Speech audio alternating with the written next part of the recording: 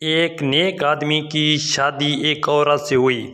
وہ اپنی بیوی کو لے کر گھر کی طرف جا رہا تھا۔ راستے میں دریا تھا۔ وہ دونوں دریا عبور کرنے کے لیے ایک کشتی میں بیٹھ گئے۔ کشتی دریا کے بیچ پہنچی تو طوفان آیا اور کشتی ہچکولے کھانے لگی۔